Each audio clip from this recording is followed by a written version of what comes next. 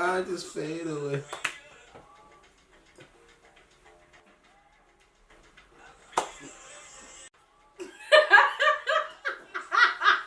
Hi guys, it's Sabrina here, aka Cherished Sapphires, and as you can see today I have a special guest on the channel. Hey guys, my name is Michael, also known as ManLikeMike on YouTube as well. So today I thought I'd bring my friend on the channel because we're going to discuss a topic which is very close to my heart. It's with regards to studying a science degree whilst being a, can I say creative, or being creatively oriented. Yeah, just to kind of, like Sabrina said, just kind of discuss, because we feel as though there are a lot of people who are kind of maybe in a similar situation where you're studying a degree that isn't necessarily as creative in a sense, and is more structured and more, you know, here's a question, here's a direct answer, and you don't have that, I guess, freedom to like express yourself. Creativity, yeah. And the reason also that it's fantastic that Michael's here is because Michael is a graduate. Made it out alive. So Michael's graduated. What did you graduate in? So I studied bioengineering at university and just graduated this year. Okay. And then I am currently a final year student and I am studying human biology. So yeah, we've definitely both studied / are studying science related topics, and we both have a really big passion for all things creative. So kind of, what kind of creative things are you interested in? Wow. For me, I guess it's annoying for some because it's a bit of everything. So I really am big on graphic design. I guess that's like my main thing, but I also like photography and videography as well. Okay. And then me personally, I love to sing, I love to draw, I'm not a designer, but I have designed a few things. She's designed. I'm not a designer. Photography and writing. Yeah, that's the one I forgot. I have a blog and I really, really, really love to write. So that's what I kind of love to do. And it's just funny because Michael and I met during first year. So obviously Michael's graduated now and I'm in my final year. And when we met, something that we kind of bonded on was our joint passion for creative things. Yeah. And we both hadn't started our YouTube channels yet. Neither had we started a blog. And through university, that's something that we managed to kind of step into alongside trying to juggle the complexities of being a student. Yeah. A science degree student. So yeah, I wanted to ask you first, like, what you studied for your GCSEs and your A-levels. So in my A-levels, I studied all sciences and maths. So that was like my mother's dream, and her answer to prayer was, you know, really, really answered, because I did biology, chemistry, physics, and maths, and then for my A2, I dropped physics. I really was not here for physics. I actually wanted to do graphic design instead, but it was in the same option line with physics, but I wasn't serious because my mum said, oh, just, you know, take physics, you know, graphic design, it's okay. And I listened to her. And then when she saw the result for physics, and I saw the result for physics, I think that was a lesson in, sometimes actually just make your own decision and don't just focus on what your parents or what your people around you want for you. Okay, that's interesting. What about you? So me personally, so if I scoot back, I don't know. Back to GCSEs. So you can do the core subjects, but the additional ones that I did were French, music, art and textiles. Actually, I love fashion. I don't know if you've seen a few of the lookbooks on the channel. Head over to look at those. They're lit. But I really, really love fashion, and textiles was something I really enjoyed. And then fast forward to A-levels. Similarly to Michael, I did biology, chemistry. I dropped maths after AS because, yeah, let's not get into that. And French was the fourth AS / my third A-level. So biology, chemistry and French are the ones that I finished with. And then obviously, so it was relevant in our degree choices. Yeah. So I think did you need those in order to get into the I did, but for me, my I was originally supposed to do biomedical sciences, but then didn't get the grade, so I ended up doing an engineering foundation year, which then led on to me doing bioengineering at university. So yeah, I was always kind of going to go down the science route. So okay, yeah. I didn't know. I'm the kind of person, I don't rush into anything. So if I'm not 100%, but if I'm not confident in what I want to go into, then I won't force myself. I'll take my time and do what I want to in my own time.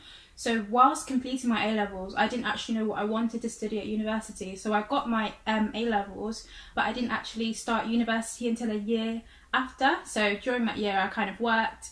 I did like a small exchange. I went to France for a bit and various things like that. And then I started a bit later on. Mm. And then, yeah, I just wanted to speak about, like, we were saying earlier how when you do a science degree, there is no room for creativity. Like, literally, there's no necessity to have like an online platform or some courses you need to have an online platform, or you need to be involved in social media. Like we were saying earlier, for example, somebody that does journalism, they would need to have like an online publication or website of some sort, probably social media accounts, so that they could probably, I don't know, apply for jobs, but at the same time maybe tweet about stuff. So they have to have that presence, whereas with us, like, all we need is LinkedIn.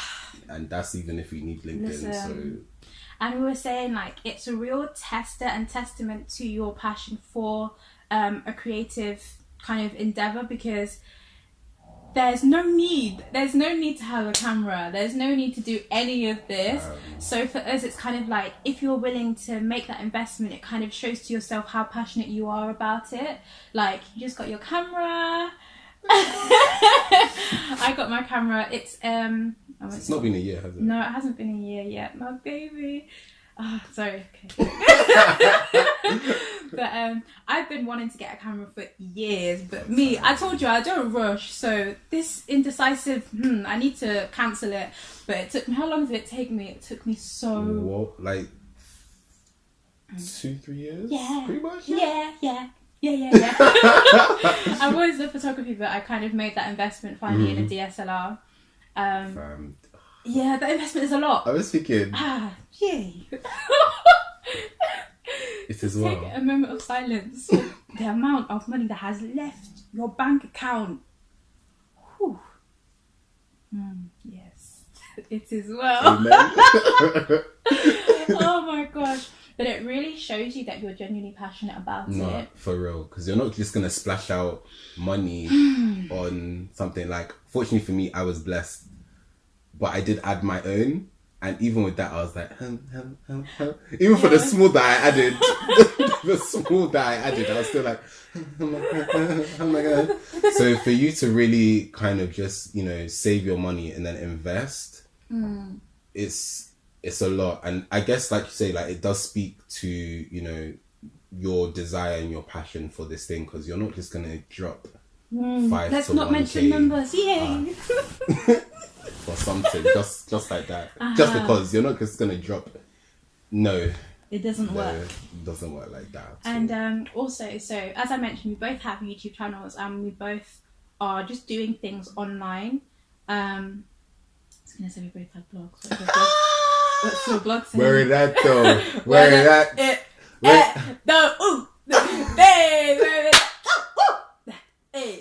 Yeah. So I was like, we both have online. Just look, if it's better, let me keep myself accountable. I'll get it ready soon. We'll wait. Don't worry, soon. Soon and very soon. Soon and very soon. So yeah. Online presence. Yeah, an online presence. So YouTube and blogging, because Michael was consistent with blogging for a while as well. A minute. A second. He had a blog. That's small. Oh God. But how did you find kind of juggling uni? And you also had uni. You were a media officer at RY second year. You were president third year. How did you find that? It was overwhelming, to say the least, because there were a lot of different things that I wanted to do, and I think especially because it's not the norm for everybody. So for both of us on our courses, not everybody is looking to start a blog or maybe I know a channel no or maybe one. who has an artistic flair. Not saying that they don't, but like it's hard to kind of, you don't necessarily come across those people every day. Because even for me, like apart from a few people that can draw really well, no one I guess was as enthusiastic as I was. Like when it came to maybe me creating stuff to put on Instagram. Hey. Hello. Hello. Oh, it's Alex. Oh my Wow. gosh! How did you get in here? I walk you so much. I greet you, son. Oh my god! Yes, can you pass me that camera, please? Listen, when I tell you about investments, it's not mine, but can we just appreciate this? The owner of this camera, his name is Alex. You can find him on Instagram. It is Oga Ikome. That's how it sounds. That's how it sounds. Yes. So it's OGA or Oga IKOME. Okay. If you want visuals of life, if you want tips, if you want to know how a real person takes correct pictures, No blur. That's the Instagram that you want to go to. I wish I could show them closer, but it really requires me to remove myself from the seat. But you know when a photographer is on that level that it requires you to elevate yourself to show them. He's just here like, what are you guys doing? Guys, when I speak of investments, yeah, you have to really invest in your passions. Let it focus. Baby, can you focus Let me just mute my head. on me? Yes, hallelujah, praise God. Definitely give our friend Alex, he's just there, but if I ask him to come on camera, it's not it's not gonna happen. But yeah, just to kind of get back to from where we left off, investment, like doing anything creative is such an investment, and I feel like people really underestimate the amount of time that even just one video requires. The filming of it, the setting up, and then editing. Yes, editing. I think one thing that you have to bear in mind is that even for like a 2-minute video, you can easily spend, oh wow, triggered, lookbook, wow. Yes. I'm saying For a 2-minute video, you can be editing for hours. Yes. It doesn't make sense, but that's the maths. It's Quick not maths. 2 plus 2 is 4 minus 1, that's 3. Quick math, No, it doesn't work like that. No. That's too simple. No. I was saying to Michael, like, that video, I travelled with bags on bags because people say, oh, look, lovely outfits. Where did the outfits come from? No, don't worry. Like your transitions, you just walk in, look too. That's how you think it happens. Meanwhile, you don't know how you have to trek to one area to change. Maybe go to one cafe, ask to use their bathroom. Then now leave your bags on one other side of the road. And we were saying, there's a physical expense where you put money into this thing, but time. Hey, when we want to talk about investments, if you think about the amount of time that you invest in creative endeavors, it is a lot. Too much. It's a lot of time. Too much sometimes. Even alongside like your degree, because you have to look for the windows of opportunity to study, to go to your lectures, and then try and squeeze in time to, produce what it is that you produce. Even if you draw, for example, like you see the final product, you're like, oh my gosh, that's amazing, that's great. But do you know the amount of hours this person has put with that one pencil, series of pencils, constantly having to perfect? Oh, yeah. It's a lot, and I feel like that is something that is definitely underappreciated.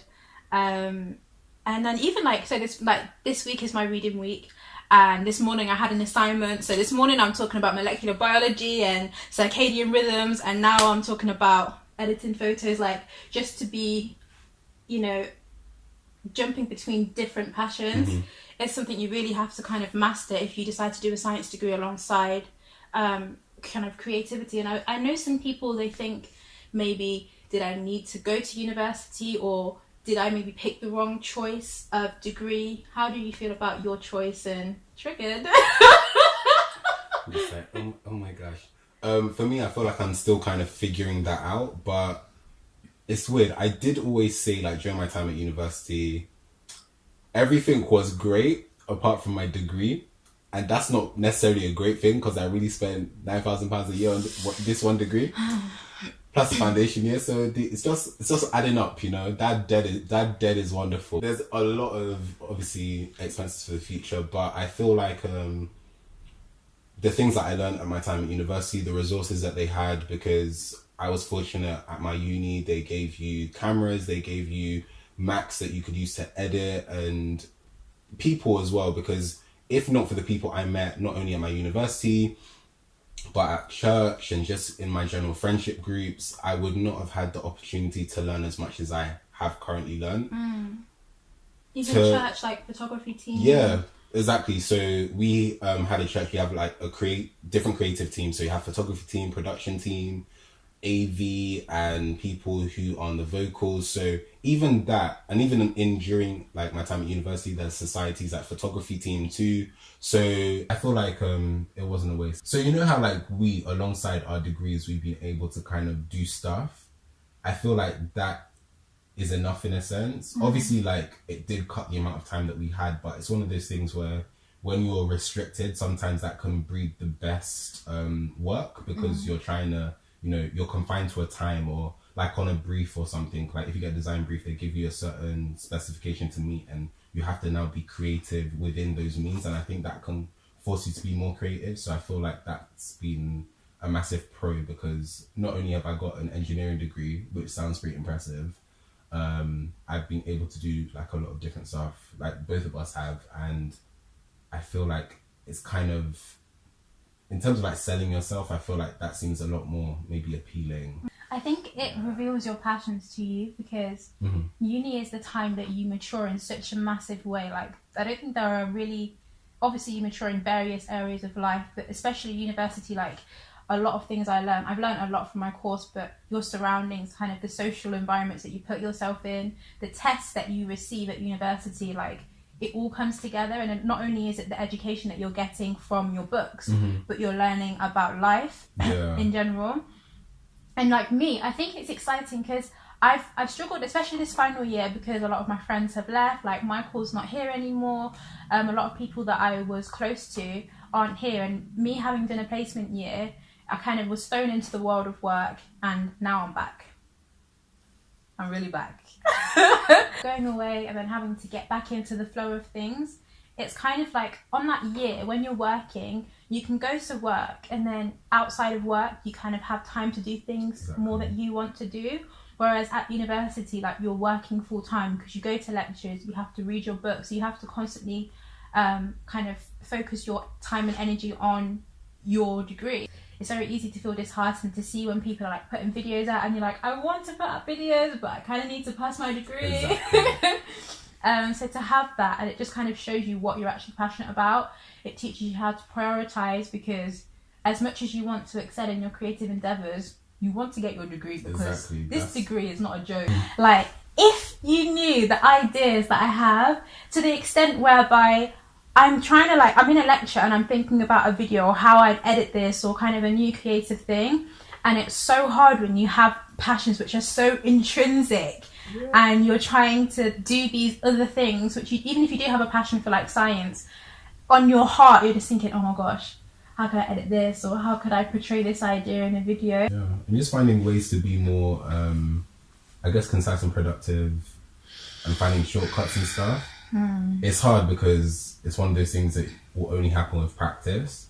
But at the same time, the more you practice, the more you know about, you know, for editing, because we do photography and videography like between ourselves. I know like Sabrina writes too.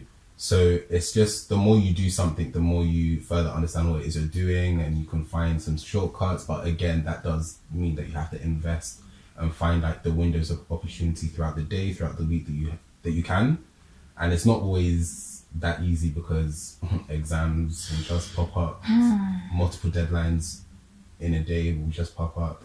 But it's, again, there's a time for everything. Like, there's a time for reaping, there's a time for sowing. So knowing the times when, okay, if I have like maybe no deadlines, all I have to do is kind of just read up on my work and just do some background reading.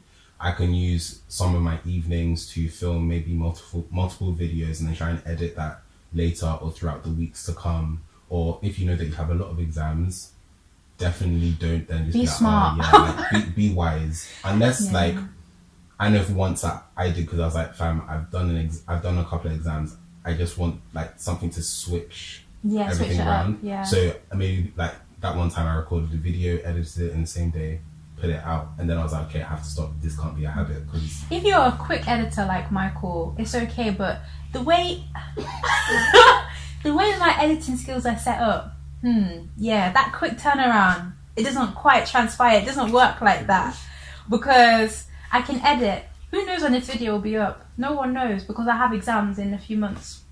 No one knows.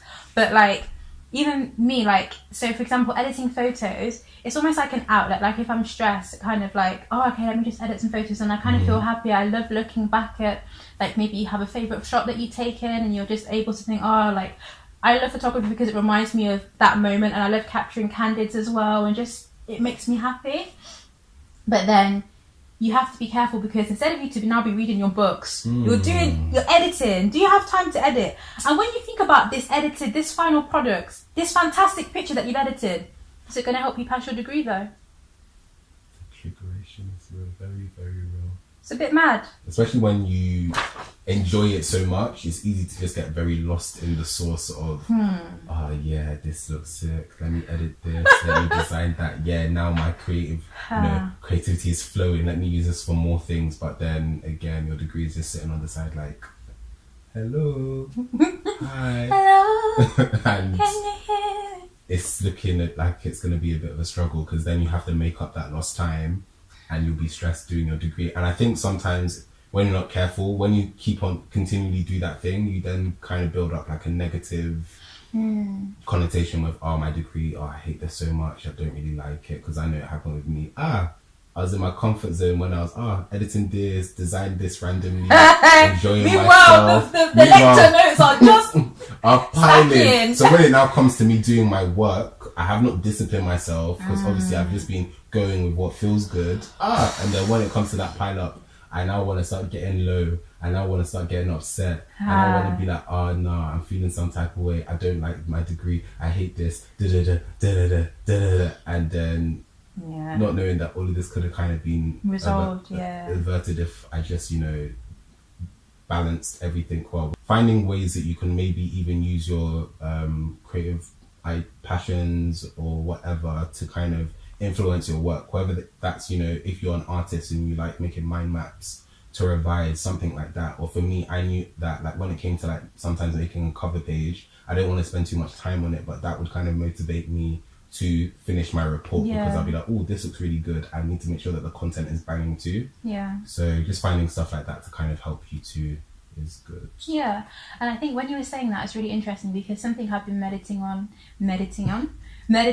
on recently, especially, is fruit of the spirit, and my focus is self-control, because it's so important. Like obviously we want to exhibit all of these fruits, but self-control is such a big one, and it's such an easy one to be overlooked. Like you can think, okay, I'm gentle, I'm kind, I bear with things, I have joy, I have peace. Where's your self-control? You have peace, meanwhile you're editing and your work is piling up. I'm glad you've mastered the peace, but what about the self-control? Because when it comes to that pile up, where's the peace? The peace is... Where's your joy? It's not there. So it's so important in that sense to kind of prioritize, see what's important. And I love the scripture which talks about a man's gift will make room for him, because we have to remember that you don't have to kind of, obviously things, especially in the creative world, it's very, because it's so saturated, it's not necessarily competitive, but in order to like get yourself out there, you have to really push your things out, and your level of skill does not necessarily equate to your recognition or how your work will be, receive exposure. So it's just remembering that. And also for me, like one thing I really love to do is strive for excellence in everything I do. And I remember like when I was doing some work and I just felt like, okay, Sabrina, you can do excellent things in your creative endeavors, but do you not have a degree to pass? Do you not want to be excellent in that? Like excellence isn't restricted to creativity. Excellence should be in your degree. Excellence should be in your manner. It should extend to so many different things. So it's just really important to remember that whilst trying to prioritize and do things that you're passionate about. So yeah, that was kind of an insight to our experiences of being students studying a science degree whilst trying to juggle creative stuff. Yeah. And just kind of what it boils down to is it's okay to be passionate and genuinely passionate about two completely opposing things, but you really need to master that self-control, prioritize, recognize seasons, and know that there's a time you can flourish in this and there's a time for you to get your degree. But yeah, I really appreciate you watching this video. Can you close it off for me, please? Bruh. Wait, as in... Like, comment. Oh, bro. Okay, I was like... You want me to give a word? I hate that my mom with me. Okay. So guys, don't forget to like, share, subscribe, comment. Let us know if you're kind of going through this yourselves, or if you're about to go through this yourself. If you've maybe found out about creative passion, or you're trying to like work at it, feel free to share with us. You can catch us on our social media handles, which Sabrina will nicely lay somewhere. And we also have a video with both of us kind of talking about how we became friends and how we started blog, YouTube stuff. And you can catch that on my channel, so feel free to check out that video too. Okie doke. Thank you very much. We shall see you later. Bye. Bye. Okay. Thank you, Jesus. Yes? Yeah. So good. Come on. Yeah, awesome. That's so good, man. Love it. Oh, great.